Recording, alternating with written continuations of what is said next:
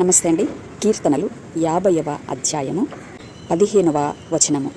ఆపత్కాలమున నీవు నన్ను గూర్చి మొరపెట్టుము, నేను నిన్ను విడిపించెదను, నీవు నన్ను మహిమపరచెదవు అని వాక్యం సెలవిస్తుంది.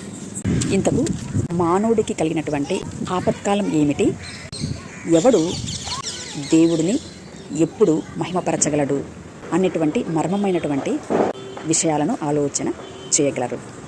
ఆపత్కాలము అనగా తన అతిక్రమములకు పరిహారము చెల్లిస్తున్నటువంటి కాలంలో ప్రయాసపడి భారం మోసుకొని పోతున్నటువంటి వారు కనికర హృదయము కలిగినటువంటి క్షణమున ప్రాణం నీరైపోయినప్పుడు వారి ప్రవర్తన అంతటి మీద మనస్సాక్షి అధికారమునకు ఒప్పుకోగలిగినప్పుడు ప్రాణం పోయి తెలివి తప్పని క్షణము ఒకటి మానవుడు రుచి చూడాల్సి వస్తుంది. ఇట్టి క్లిష్టమైనటువంటి పరిస్థితినే ఆపత్కాలము అని ఇక్కడ ఉండేటువంటి వాక్యం సెలవిస్తుంది.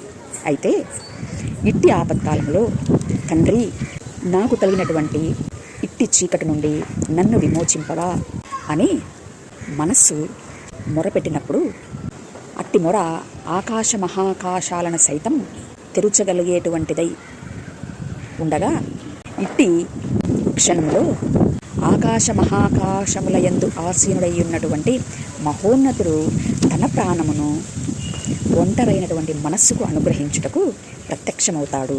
ఏమండి అనగా మానవుడి యందే మర్మమయ్యున్నటువంటి సర్వశక్తిమంతుడిని మహోన్నతునిగా అనగా క్రీస్తుగా కనేటువంటి అనగా దర్శనం చేసుకునేటువంటి క్షణమే అది. అప్పుడు ఇట్టి దర్శనము కలిగినటువంటి వారు హృదయ సున్నతి ద్వారా తిరిగి జన్మించినటువంటి వారై, లోక విషయములో చచ్చిన వారై, దైవీ విషయములో దినదినము అభివృద్ధి పరచబడుతూ క్రీస్తు యొక్క సంపూర్ణతలోనికి పరిపూర్ణమయ్యేటువంటి కార్యసిద్ధిని అంతరంగమందు కలిగి ఉంటారు. ఏమండి కాబట్టి ఇట్టి వీరు క్రీస్తును మహిమపరచడం అనేది జరుగుతుంది. సత్యాన్ని అన్వేషించేటువంటి వారు ఈ మా లోతైనటువంటి మాటలను నిదానముగా ఆలోచన చేయగలరని మనవి. Thank you. నమస్తే.